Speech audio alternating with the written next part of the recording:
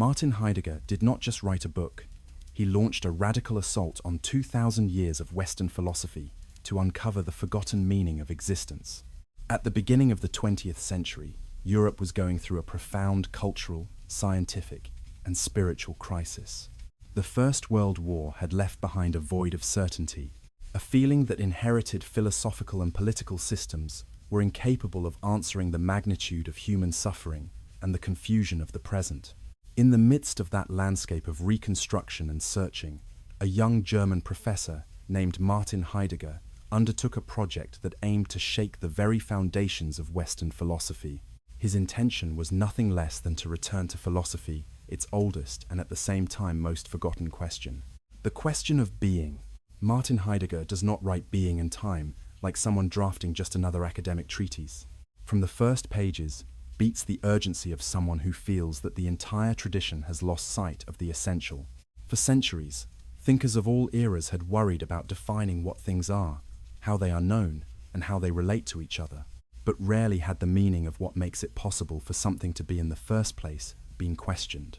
Being, as the horizon of intelligibility for everything that exists, had remained hidden under the interpretations of the sciences, theology, and metaphysics. Martin Heidegger wanted to return it to the center of reflection, but not with an archaeological gesture, rather with a radically renewing movement.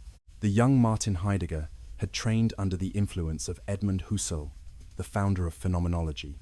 From Edmund Husserl, he learned the rigor of intentional analysis, the description of the structures of consciousness, just as they are given to us in immediate experience. But he soon discovered that phenomenology could be taken even further.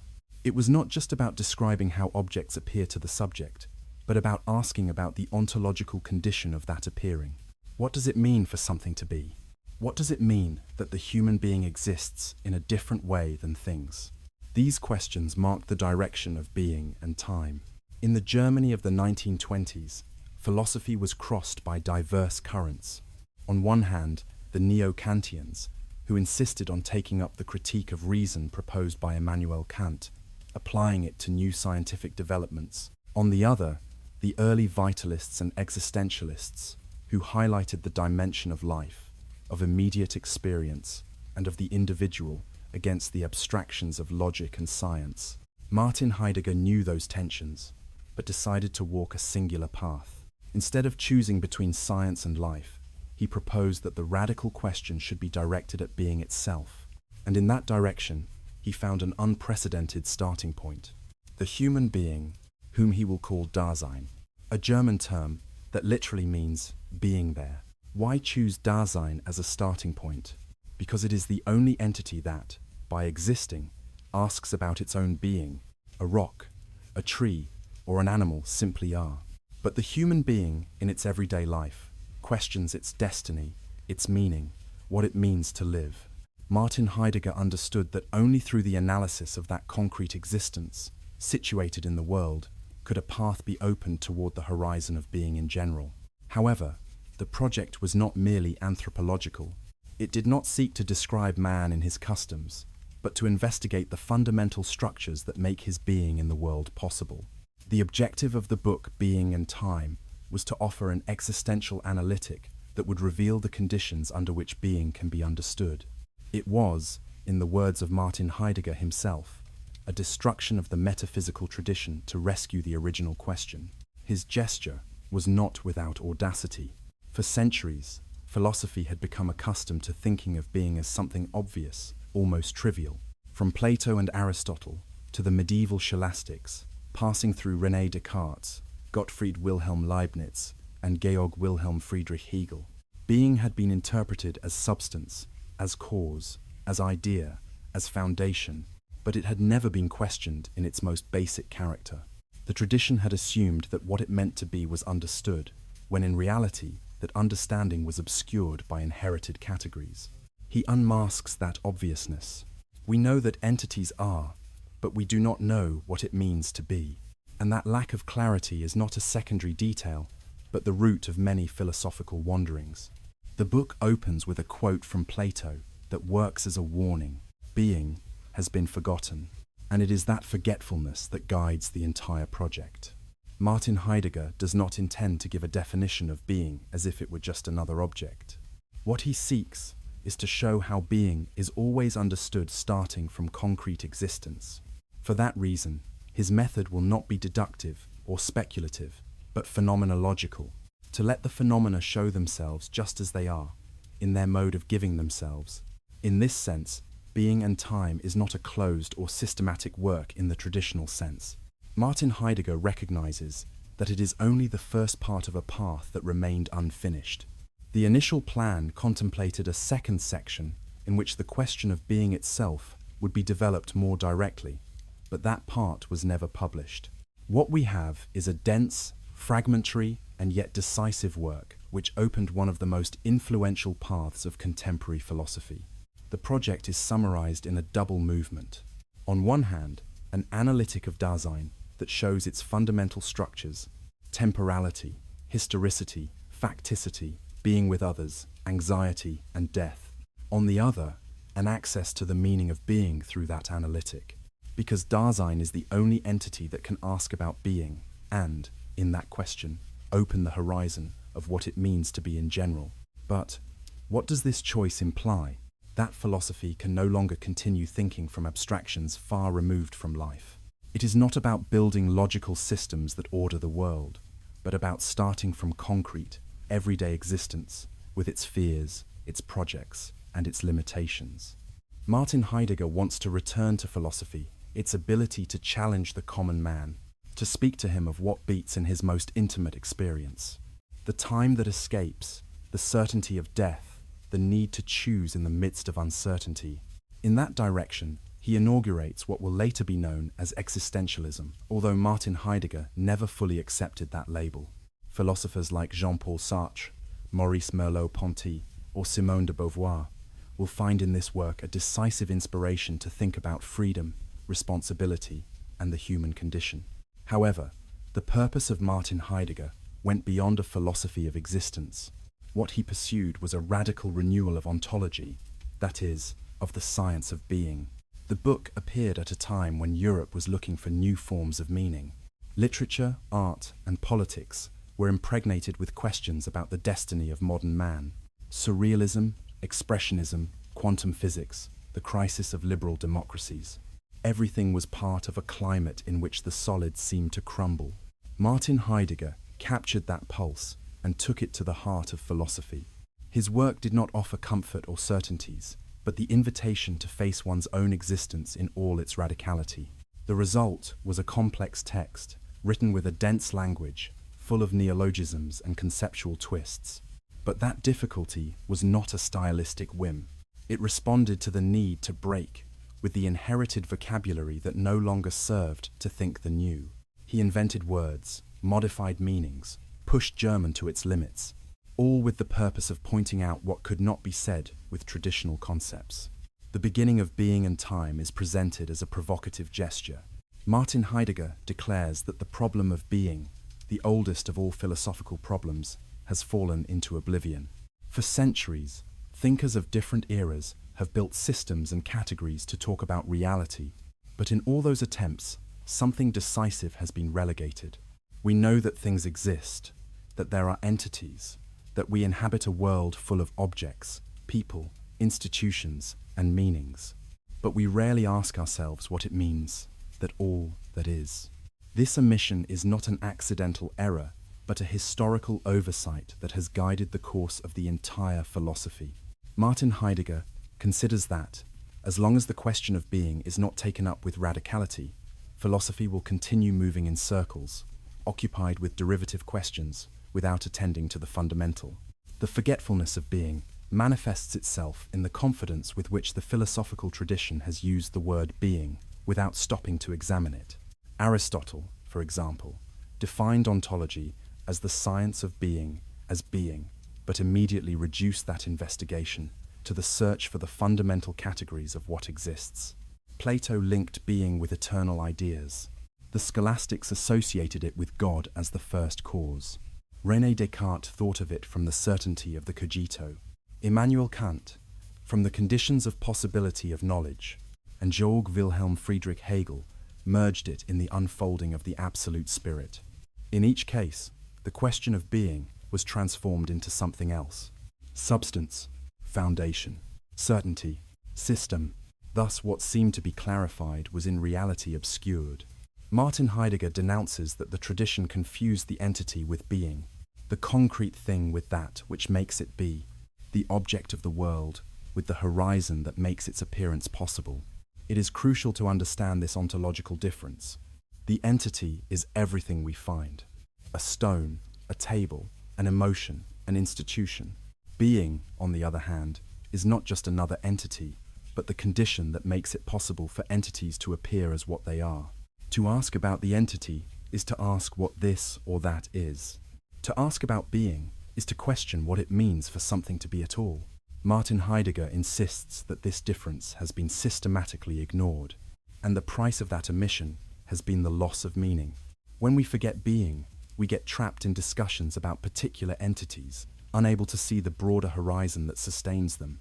From there arises the urgency of a fundamental ontology. He does not want to add one more discipline to the list of sciences, but to found the soil upon which those sciences rest. Biology studies life, physics studies nature, sociology studies human relations. But all of them tacitly assume that their objects are, without questioning what it means to be. Fundamental ontology proposes to clarify that assumption, to show the basic structures that make it possible for something to be comprehensible as an entity. Without this task, he affirms, the sciences advance blindly, accumulating data without questioning the root of their possibility. But how to approach being without reducing it to just another object? He finds the key in the phenomenological method.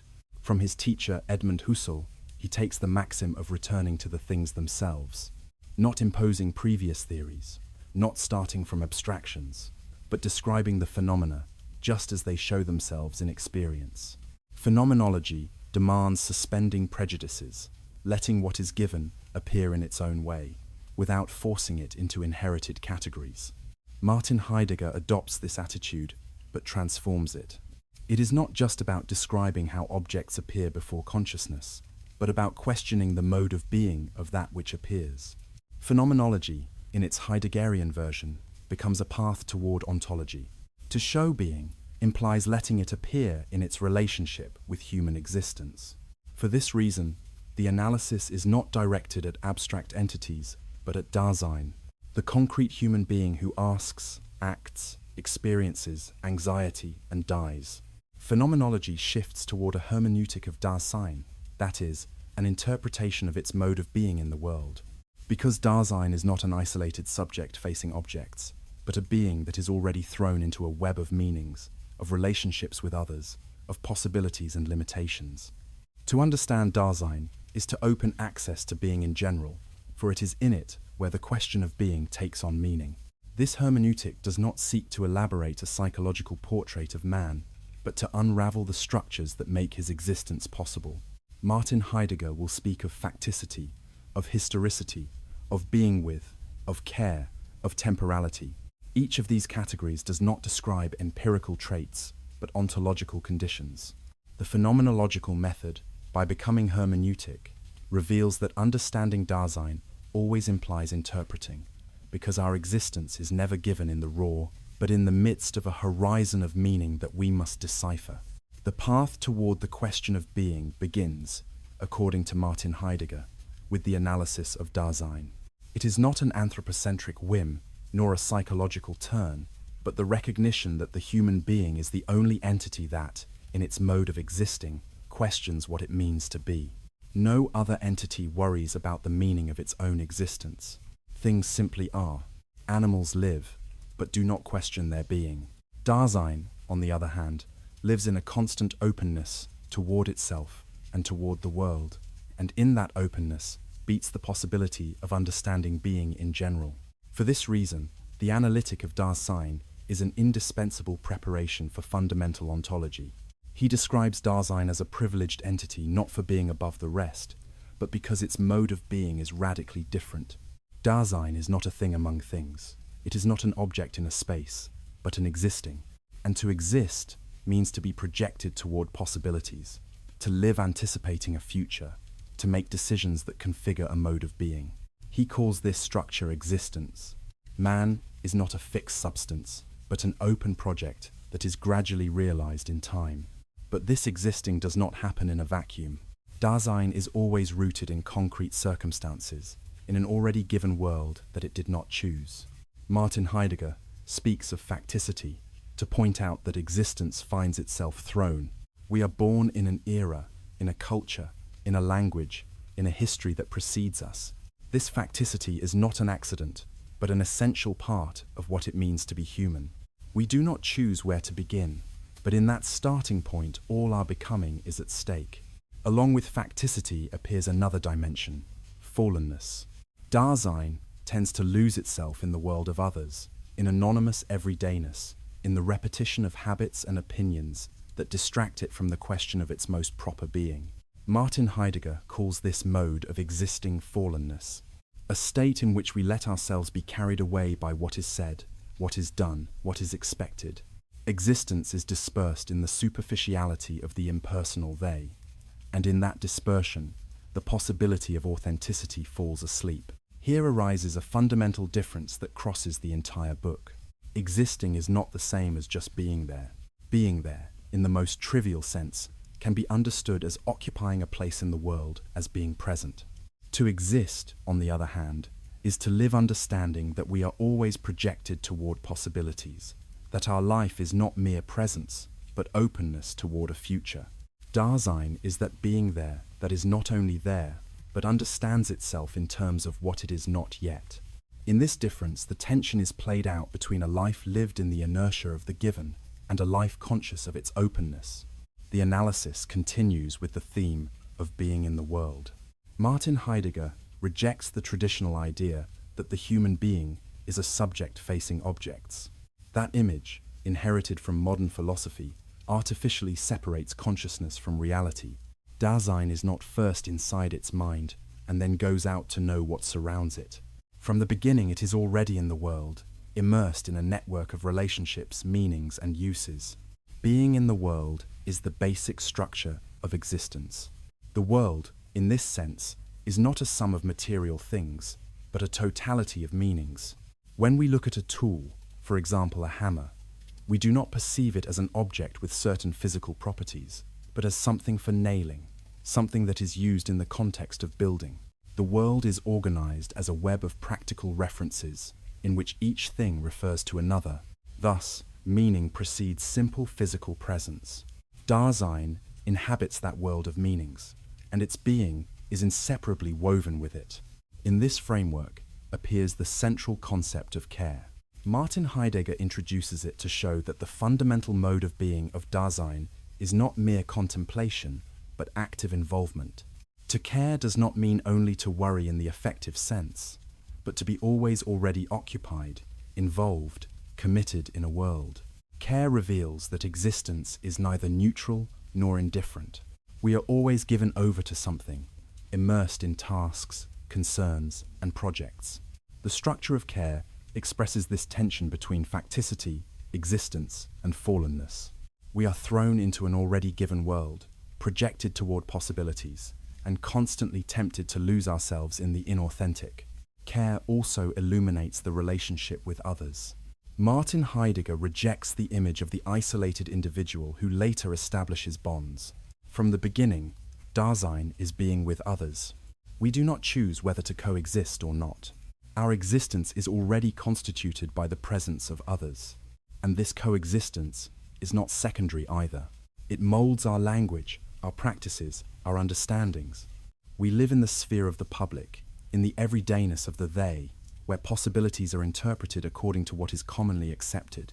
But being with others is not reduced to the alienation of the masses. Also in that coexistence, the possibility of authenticity can open up when Dasein recognizes that others are not only part of the daily noise, but equally thrown and finite beings. Authentic existence consists in appropriating facticity and being in the world, not as burdens, but as the condition that makes it possible to live with meaning. In this first section, he prepares the ground. He shows that Dasein is not an object among objects, but an open, existing, thrown into facticity, exposed to fallenness, but essentially structured by care, and by coexistence with others. These categories are not psychological descriptions, but ontological structures, and through them, the answer to the question of being begins to take shape. It is not accessed from distant abstractions, but from life itself, from the everydayness in which we are always already immersed. The exploration of human existence in being and time now continues with a meticulous examination of the everydayness of Dasein. Martin Heidegger seeks to show how ordinary life, in which we find ourselves most of the time, is not a secondary or banal terrain, but the place where decisive ontological structures unfold. Dasein does not live in a pure abstraction or in an isolated philosophical sphere, but in the day-to-day, in coexistence, in work, in communication. And it is precisely in that everydayness where both the possibility of authenticity and the permanent risk of losing oneself in inauthenticity are revealed. One of the most influential and provocative concepts of this section is the impersonality of the they. Martin Heidegger observes that in common life, we usually act, speak, and think according to what is done, what is said, what is expected. The they is that anonymous instance that dictates the norms of everyday existence. One greets in this way, one holds this opinion, one reacts in such a way to certain events.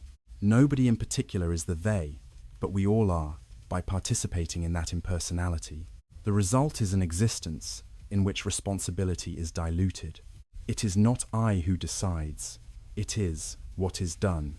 It is not I who thinks, it is what is said.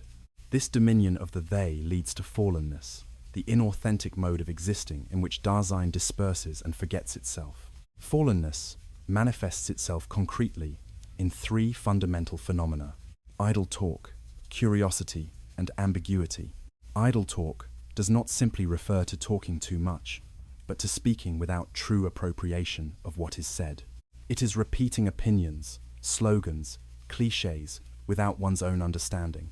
In idle talk, language loses its ability to open up the world and becomes a mere exchange of commonplaces. Dasein slides into a superficial communication that gives the illusion of understanding, but which in reality hides the essential. Curiosity, for its part, appears as a craving for novelties, a desire to always be seeing the latest, the new, what is circulating. At first glance, it might seem a positive impulse. But in Martin Heidegger's analysis, this curiosity lacks roots.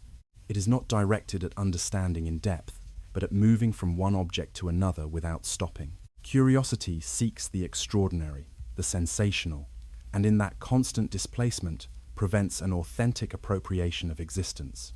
Ambiguity completes this panorama.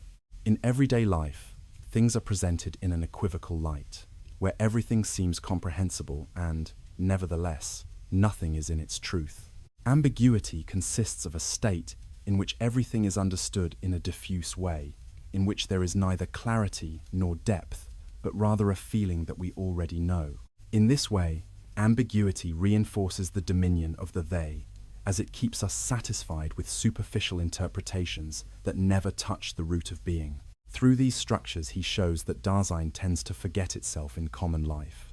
It is not a moral error, but an ontological condition. Existence in its facticity is always exposed to the risk of dispersing in the public sphere and losing sight of the question of its own being. However, this forgetfulness is not absolute or definitive. It is the base upon which the possibility of authenticity can be awakened.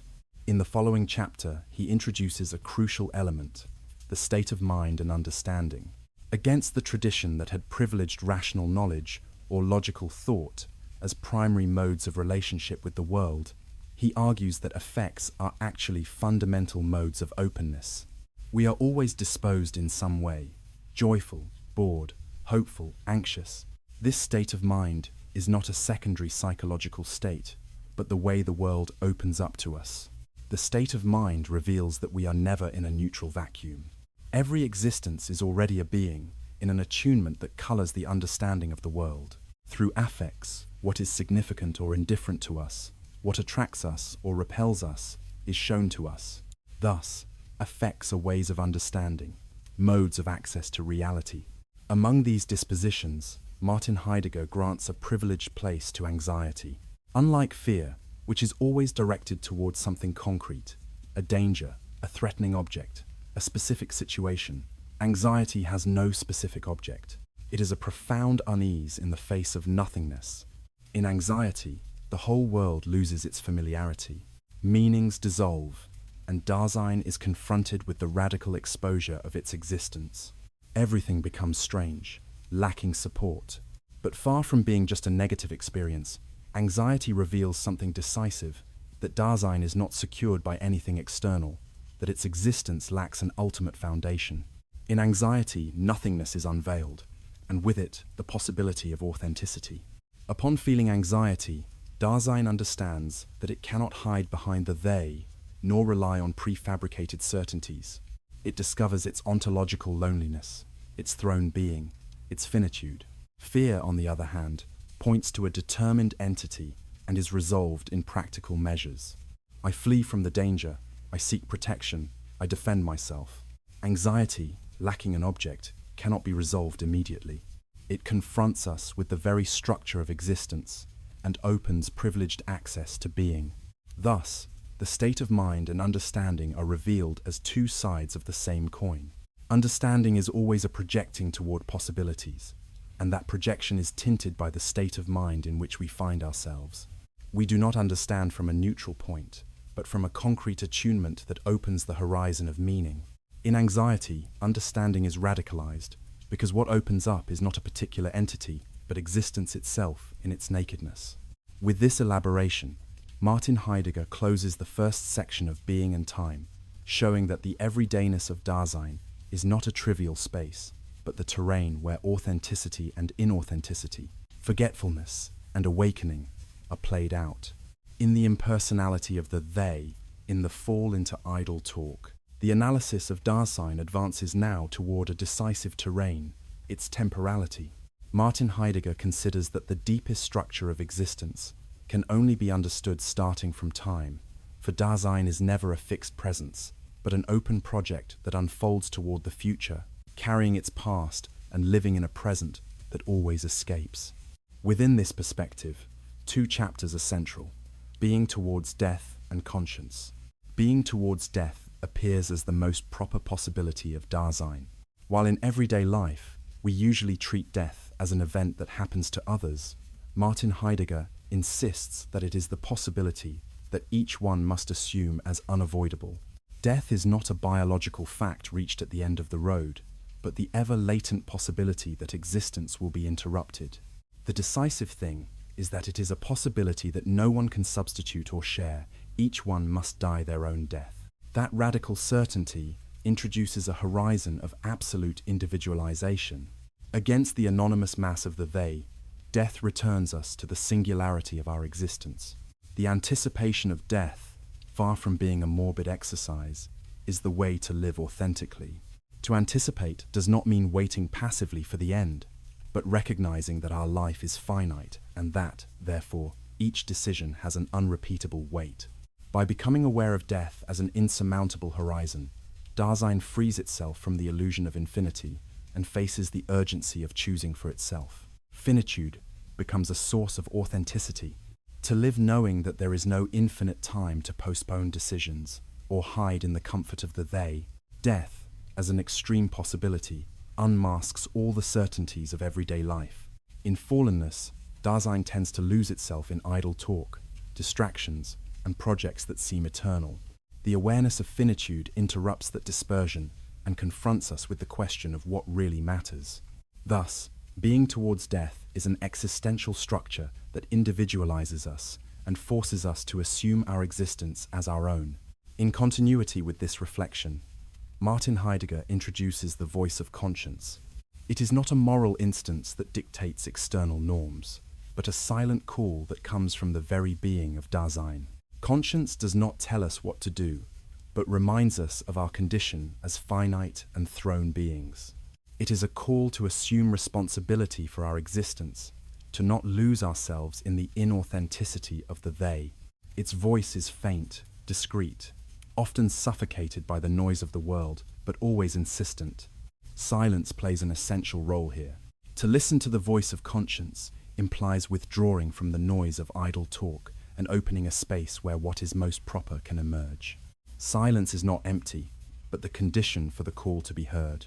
Only in that withdrawal can Dasein recognize itself as guilty, not in the sense of having committed a specific fault, but in the ontological sense of always already being in debt to its facticity. Being guilty designates the structure of having to answer for existence, of carrying the responsibility of choosing in a world where there are no absolute foundations.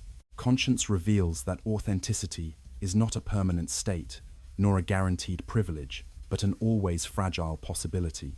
Dasein can listen to the call and appropriate itself, or it can fall back into the dispersion of the they. The decision is untransferable. At this point, the circle is closed between being towards death and conscience.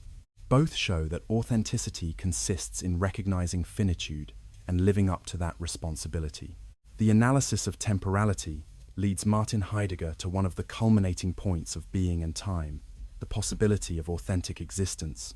After having shown how Dasein tends to lose itself in the everydayness of the they, and how conscience and the anticipation of death confront it with its finitude, the possibility of resoluteness now opens up. Resoluteness should not be understood as a simple act of will or as an isolated decision. It is rather a mode of being in which Dasein assumes its thrownness, recognizes its facticity, and, instead of fleeing from it, decides to exist in a proper way. Resoluteness is lucid openness, accepting the uncertainty of existence and living facing finitude without hiding behind illusory certainties. This resoluteness marks the difference between authenticity and inauthenticity. Everyday life, under the dominion of the they, offers comfort. One lives according to what is done, what is said, what is thought, but in that dispersion, what is proper is lost. Authenticity, on the other hand, implies leaving that impersonality and taking charge of existence in the first person. It does not mean withdrawing from the world or from others, but assuming that each choice belongs to me, and that, in the finitude of my time, I am responsible for what I become. Martin Heidegger relates this possibility to freedom and destiny. Freedom is not understood here as an unlimited capacity for choice, but as the openness to potentiality for being in the midst of thrownness. We are free because, although we do not choose the conditions in which we are born, we can decide how to appropriate them. And destiny appears when we understand that our existence is crossed by historicity. We are not isolated atoms, but beings situated in a tradition, in a historical time that also claims us. Authentic resoluteness, then, is at once personal and historical, a decision that individuates us and that links us with the shared destiny of our community and our era. The link between authenticity, freedom, and destiny shows that Martin Heidegger's philosophy does not stop at individual introspection, but points to the understanding of how existence is rooted in the common world. The inauthentic Dasein does not evade itself, but opens itself to the possibility of transforming its being in the world, starting from the lucid acceptance of its finitude. All this journey leads into the reflection on temporality. Martin Heidegger affirms that time is the horizon of being. Only starting from temporality can the structure of Dasein be understood. For existing always means projecting toward the future, understanding oneself from the past, and inhabiting a present that is never closed in on itself. Time is not, therefore, a linear succession of instants, but the very condition of existence. Martin Heidegger describes temporality as an ecstatic structure. The term ecstasies does not refer here to an intense emotion, but to a stepping outside oneself. The future, the past, and the present are not separate compartments, but dimensions in which Dasein overflows beyond itself. The future is the horizon in which we project possibilities. The past is the having been that constitutes us as throne, and the present is the instant in which we decide between those possibilities rooted in facticity. Time, thus, is not a neutral container where events are inserted, but the very structure of existence that opens in those three directions. Against this original conception, Martin Heidegger criticizes what he calls the vulgar vision of time. In everyday life, we understand time as a series of nows that follow one another, as something that can be measured with clocks and calendars. That vision is necessary to organize practical life, but forgets the essential, that time is not an external object, but the mode of being of Dasein. The vulgar conception reduces it to quantity, while the original conception understands it as a horizon of possibility. This critique goes beyond a simple debate about clocks. Martin Heidegger shows that the reduction of time to a series of instants reflects the same forgetfulness of being that crosses the philosophical tradition. Just as we confuse the entity with being, we confuse measured time with original temporality. Recovering this ecstatic understanding of time is, therefore, part of fundamental ontology. Only from there can we think being itself. The second section of Being and Time culminates in the reflection on the historicity of Dasein and the overcoming of traditional metaphysics, a terrain where Martin Heidegger articulates the temporal depth of human existence and establishes the basis for a more radical ontology. To understand Dasein as a historical being implies recognizing that our existence does not unfold in a vacuum, but within a web of meanings inherited and transmitted over time. Every human being is already immersed in a past that precedes them, in traditions, practices, languages, and relationships that condition their way of projecting toward the future. Historicity is not an external addition, but the very structure that allows Dasein to understand itself and the world. Martin Heidegger highlights the importance of repetition and the transmission of meaning in this process. Customs, discourses, institutions, and social practices not only reproduce behaviors, but preserve and transmit meanings that shape the understanding of being. Thus, Dasein inherits a world of meaning that it did not create, but that allows it to orient itself and project itself. This transmission is double. On one hand, it guarantees continuity. On the other, it constitutes a challenge, for Dasein must appropriate its history in an authentic way and not let itself be absorbed by impersonal historicity, which reduces it to a mere repeater of foreign traditions. The distinction between proper history and impersonal history is key.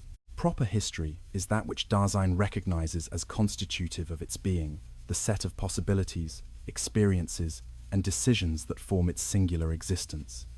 Impersonal history, on the other hand, corresponds to the current of facts, customs, and norms that present themselves as inevitable, and that drag the individual toward inauthenticity if accepted without reflection. The awareness of this difference allows Dasein to face its historical finitude and act with resoluteness, converting the received inheritance into a source of authenticity. In this historical perspective, Martin Heidegger proposes the overcoming of traditional metaphysics. Western philosophy, since its origins, focused on classifying entities, establishing categories, searching for absolute foundations, and elaborating coherent systems. But in doing so, it forgot the most fundamental question. What does it mean to be? The temporality and historicity of Dasein show that the meaning of being cannot be separated from concrete existence, from projective openness, and from temporal finitude. Fundamental ontology, therefore, demands shifting the question of being from metaphysical abstraction toward the existential understanding of Dasein. Temporality, understood in its ecstatic structure of past, present, and future, emerges as the key to all ontology. Only by recognizing that Dasein projects itself toward future possibilities, that it is constituted in a past having been, and that it acts in an always dynamic present, can one understand how being manifests itself. Temporality is not a simple framework for events, but the condition that makes it possible for entities to appear, and for Dasein to understand them. This temporal turn constitutes a radical break with tradition, for it moves the investigation of being from immutable categories toward the dynamic structure of human existence. Finally, Martin Heidegger points out the opening toward the second part of Being and Time, never published. The planned work was to deepen the ontology of Dasein, address the relationship of being with the world, entities, and God, and articulate the totality of existence from temporality. Although that continuation never came to fruition, the existing pages allow us to glimpse a broader project, to understand being not as an abstract concept, but as the living, historical, and temporal experience of human existence. Historicity, temporality, and the overcoming of traditional metaphysics thus converge in a horizon that invites rethinking philosophy from concrete existence. Showing that the question of being remains urgent and open, this section concludes by showing that Martin Heidegger did not seek to close a definitive system, but to open a path for continuous reflection, where the temporality and historicity of Dasein reveal the depth of existence and the radicality of the question of being. The work, although incomplete, leaves a legacy that transcends classical metaphysics and redefines the relationship between man, time, and the world. If you found value in exploring this monumental shift in human thought, be sure to subscribe to the channel, like this video to support our historical deep dives, and leave a comment below with your thoughts on Heidegger's view of existence.